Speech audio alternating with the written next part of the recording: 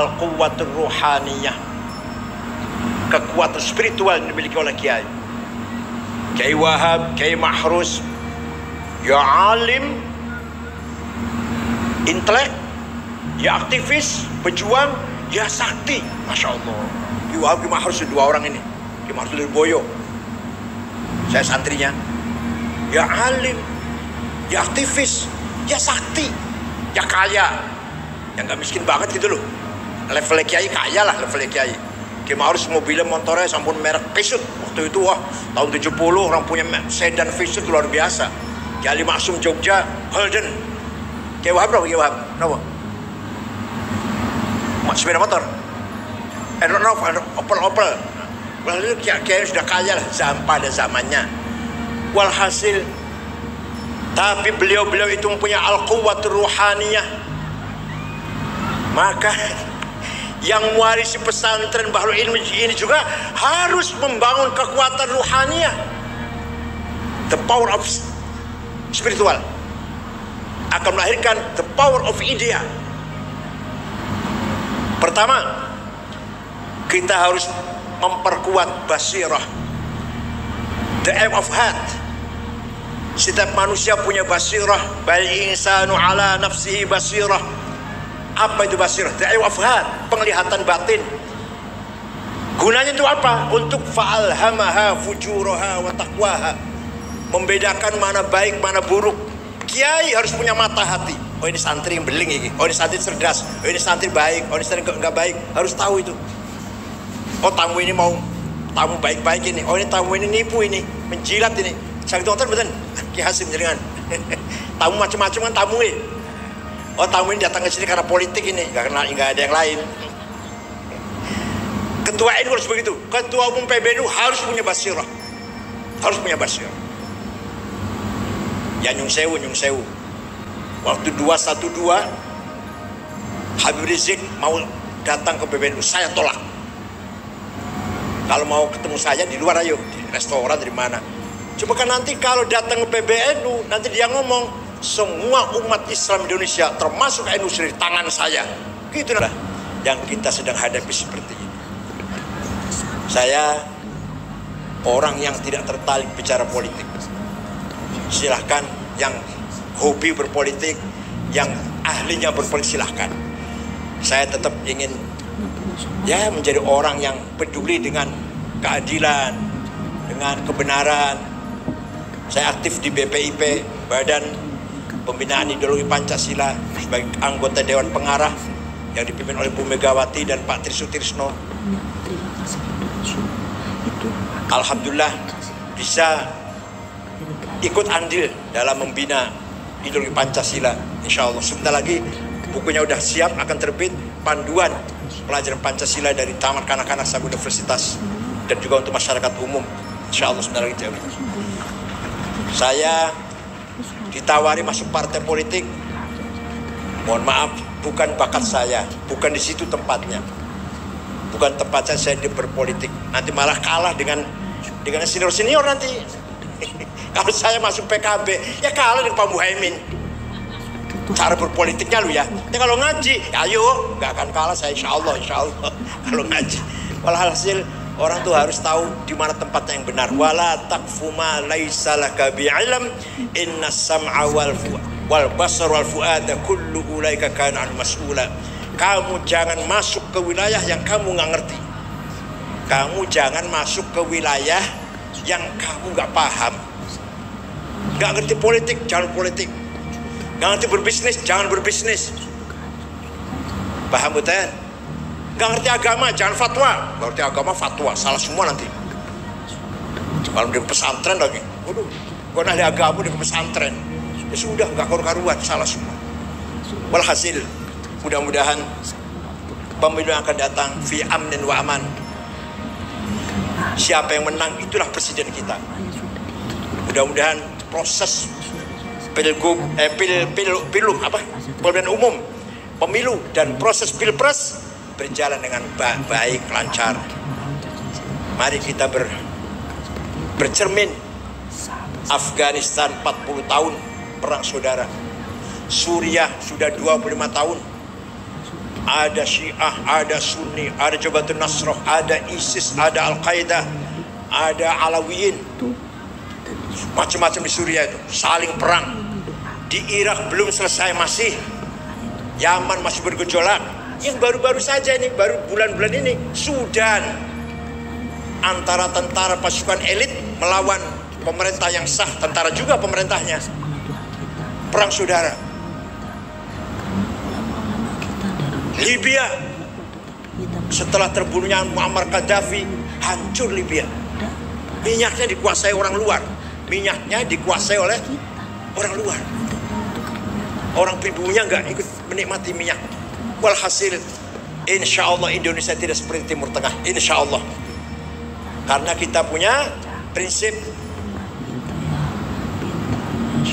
pesan Kiai Hasyim Asy'ari, hubbul waton minal, menjaga persatuan, menjaga stabilitas keamanan, menjaga ukhuwah watoniyah, termasuk bagian dari iman. Tidak ada ulama Timur Tengah yang mengatakan seperti ini, hanya Mbah Hasyim Asy'ari. Oleh karena itu kalau di Timur Tengah yang ulama Islam, yang nasionalis, tanah air nggak pernah bicara Islam. Saddam Hussein, Hafid Asad, Jamal Nasir, Anwar Sadat, Muammar Gaddafi, nasionalis, tanah air nggak pernah bicara Islam. Yang ulamanya Yusuf Qaradawi, Wahbah Zuhaili, Said Sabiq, Islam, nggak ketemu antara nasionalis dan aktivis Islam. Di Indonesia, Kiai Hasyim Asy'ari, Kiai Wahab, ulama pejuang Islam sekaligus juga pejuang nasionalis. Begitu pula Gus Dur dan lain-lain lah, Kiai Ali Masum, Kiai Harus Ali, semua dalam satu tarikan nafas, satu langkah dakwah Islam, mempertahankan nilai-nilai Islam dan juga mempertahankan keselamatan, keutuhan bangsa Indonesia, NKRI. Semua kiai-kiai seperti itu. Nah kalau kiai-kiai yang karbitan nggak tahu, itu yang kiai beneran itu. Kecuali kiai yang karbitan nggak tahu saya. Kiai dadakan. Nantinya, paham betul? Saya bilang. Dan saya satu-satu orang yang berkata terang-terangan, 212 bukan kebangkitan Islam. Kenapa? Karena sholat Jumatnya di Monas, tidurnya di masjid. Misalnya dari Jombang mau berangkat, mau kemana? Mau ke Jakarta. Mau apa? Sholat Jumat di mana? Di Monas. Lalu nanti malam tidurnya di mana? Di masjid. Coba kembali nggak itu? Nanti malam tidurnya di mana? Di hotel mana nanti malam tidurnya? Enggak di hotel, di masjid. Semua masjid di Jakarta dibuka pintunya. Semua bolanya Istiqlal bukan untuk menjadi tempat tidur orang-orang yang akan sholat Jumat besok di Monas. Dengan demikian jelas sekali bukan Nahdhah Islamiyah, bukan kebangkitan Islam, jelas politik, sholat Jumat politik. Itu hanya saya yang terang-terang seperti itu, hanya saya. Yang lain barangkali sama pendapatnya, tapi yang terang-terang ngomong gitu hanya saya. Itu dari mana? Ya Nyun Sewu ini contoh Nyun Sewu, saya buatin kalau sombong lah. Dari Basirah. Dari Basirah saya tahu. Bukan ada yang ngajarin, bukan ada orang yang ngajarin ngandani saya, enggak ada. Dari Basirah.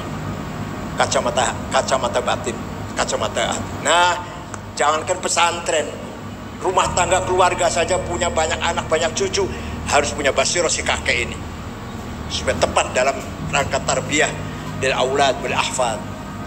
Yang kedua, kalau basirah berfungsi ma'astafat kepada domir al. Yang ngomong ifal siapa ini? Domir namanya, moral, conscience, do it. Kalau ente tahu, basirah kamu tahu, itu jelek, itu melanggar, la taf'al, don't do that. Itu yang ngomong domir namanya, conscience. Kata Nabi, kata Rasulullah, istafti qalbak, albirru matna'il qalbuk, wal ithma mahaka fi nafsik, wa taraddada bis sadr. Kalau yang kamu lakukan itu mantap, yakin, dan mantap langkahnya, dan mantap, senang kalau ketahuan orang banyak, berarti ya baik yang kamu lakukan. Tapi kalau kamu melakukan sesuatu dengan deg-degan, ragu-ragu, jangan ada orang tahu, tengok kanan, tengok kiri, jangan ada orang tahu, berarti dosa.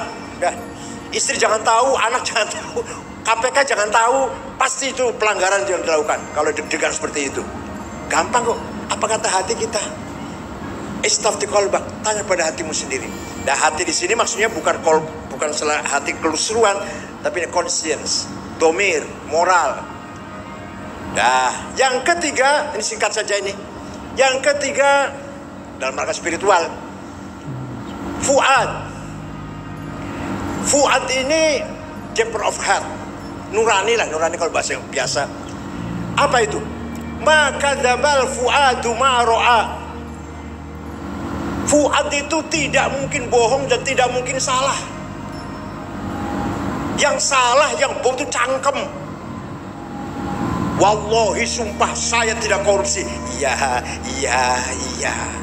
Apa yang ngomong iya siapa itu? Siapa itu? Fuad. Demi Allah saya nggak tahu menau. Tahu. Saya nggak ikut campur. Nggak terlibat saya. Terlibat. Siapa yang ngomong itu? Fuad. Saya dapat sedikit, banyak. Saya hanya terbawa-bawa, bukan saya punya ide. Saya yang punya ide. Walhasil yang namanya fuad dalam hati kita tidak mungkin salah, tidak mungkin bohong. Bangsa ini sekarang lagi kehilangan fuad. Ya, Masya Allah. Terjadi hal-hal yang tidak layak terjadi di muka bumi Pancasila. Bapak merkosa anaknya, anak membunuh ibunya, geng motor tawuran, apalagi kiai merkosa santrinya. Enggak, ya bukan beras, bukan beras. Terjadi hal yang tidak, semuanya kehilangan fuad. Polisi bandar narkoba coba luar biasa kan. Hakim bisa disuap. Saya ngobrol sama orang Jepang bahwa di Indonesia hakim bisa disuap, kaget orang Jepang. Oh bisa ya? Di Jepang nggak ada hakim bisa disuap itu. Di Jepang nggak ada. Ya Allah. Geng motor, tawuran, narkoba, tiap hari ketangkep, tiap hari ada terus. Kita bangsa lagi rusak dalam sisi spiritual, hancur kita ini. Nabi Muhammad sifat yang wajib ada 4. Nomor 1 sidik jujur.